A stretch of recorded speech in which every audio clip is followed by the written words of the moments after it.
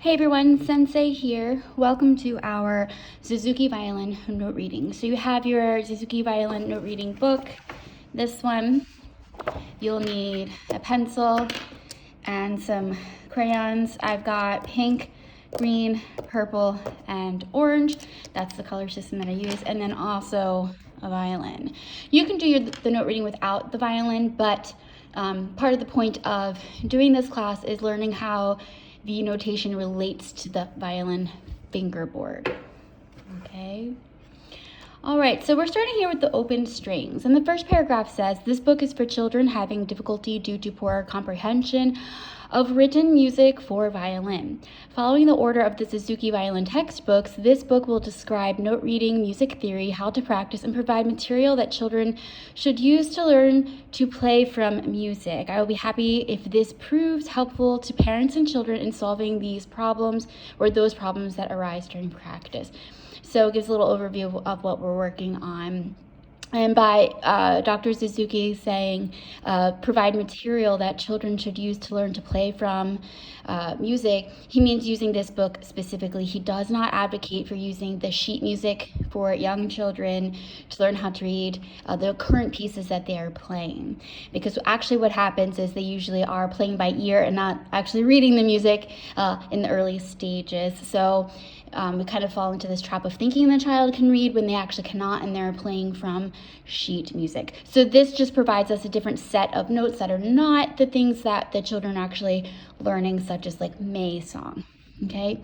All right. So part one is the open string notes of the violin. So here we have a diagram of the violin fingerboard, and it's oriented this way if you're having trouble deciphering it. Okay, so as if you were looking at it straight on, or if it were in play position under your chin. Okay. We actually begin with the E string as the highest string, or the first string on the violin. So let me zoom in a little. So the E string will often be labeled as Roman numeral 1. We count this as the first string. So here we have a little diagram showing what the E string looks like on the staff. We count our staff, the spaces from the bottom to the top. 1, 2, 3, 4. So the E string note, anytime you are meant to play this E string, it will be in the fourth space of the staff. And the E string being here again on the violin, let me pluck it so you can hear it, this string, okay? In my studio, I use a color code system, and I use pink for the E string. So if you'd like, you can go ahead and color that in. I highly recommend doing the coloring. This manual handwriting helps to actually cement these ideas in your mind. Okay, so that is the E string. Fourth space, highest string, string number 1, all the way on the right side. Now we have this little symbol here. It is a perfect circle that indicates that we are playing an open string.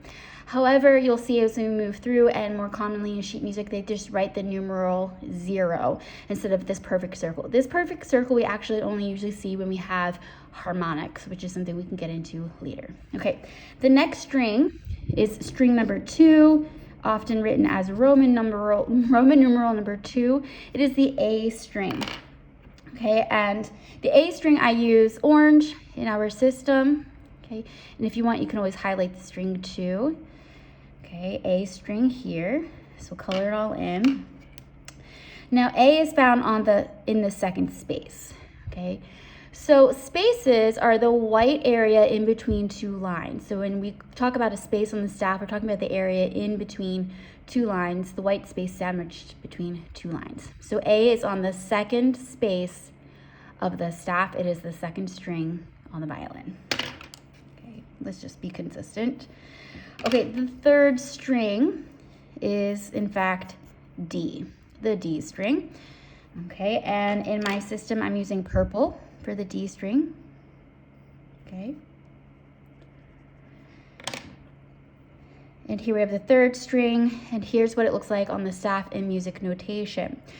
Now, the violin doesn't stay within the standard staff. We have notes that fall below the staff and above the staff. So as you can see here, the D string is starting to get low enough that it's actually coming below the 5 lines and 4 spaces.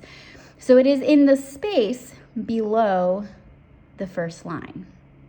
Okay, and then moving on, the G string is the fourth string. Okay, and in my system, I'm using green for the G string. Okay, we'll fill that in here. Now, once the notes go too low, where they no longer fit on the staff and they're not able to hug the staff, we add extra lines. We call those ledger lines. Ledge as in like a chalkboard ledge or a window ledge, something to extend. So we have 2 ledger lines here. Okay. Now, if I extend them out, you can see the relationship of the ledger line to the G string to the D string. So there's an imaginary line right here under the D string, like this. So it's almost like drawing a completely new staff under the staff. Okay, so you can see the D is in the space between the first official line and the staff and then our new imaginary line here. Okay, this is all the same line. So we've got D, C, B, A, G. Okay, so I hope that helps you see how these relate to each other on the staff. So G has 2 ledger lines. It's in the space below these 2 ledger lines. And let me erase this so you can see that a little more clearly. So you see this 1, 2, these 2 ledger lines. It's in the space below 2 ledger lines. This is the lowest note that we can play on the violin, so you will never see notation lower than this note here in the space between the underneath the first 2 ledger lines here on the bottom. Okay, it goes much, much higher. We have all kinds of extra lines that go above here, but that's about it. Okay, so let me zoom out a little bit. That covers the open strings on the violin. Now let's do a little lesson on note reading practice, specifically for these open string notes. Let me read the bottom for you really quick. It says, we do not use do, re, mi, fa in practicing violin. That comes from your general music classes. We do use the solfege system in most school systems to teach singing. We don't use that in violin, not in American English.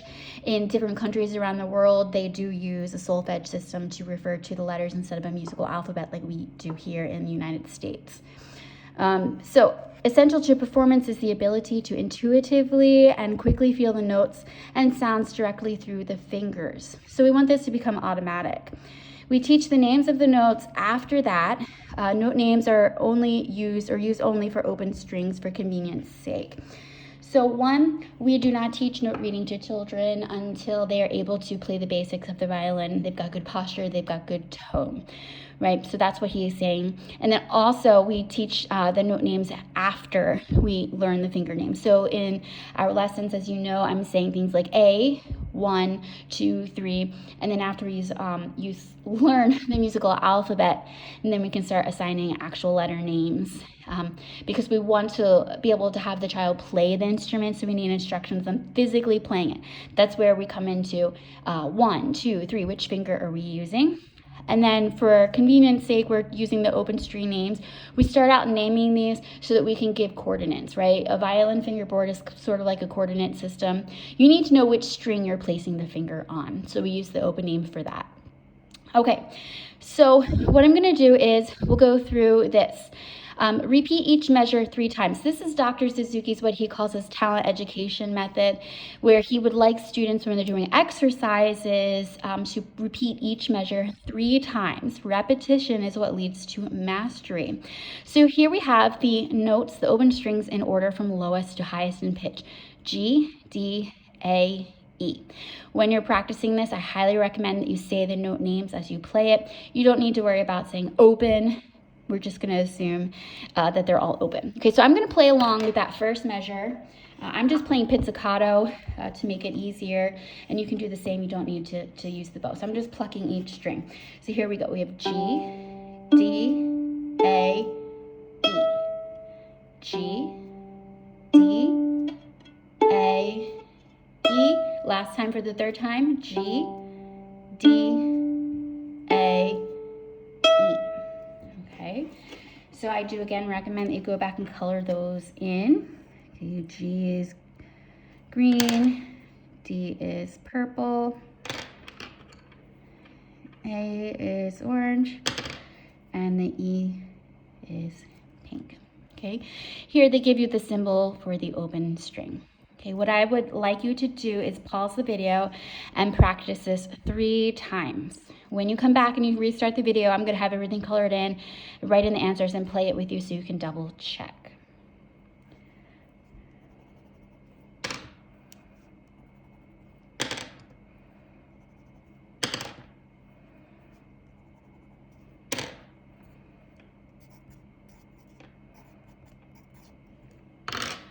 All right, so now I'm going to play this measure 3 times. So these are the answers. So you should have A, G, E, and D. You should have those written in, and I'm going to play them so you can hear what it sounds like. If you want to play with me, you can. Here we go. A, G, E, D. Okay, A, G, E, D. All right, go ahead again and pause the video, and then we'll come back and you can check these.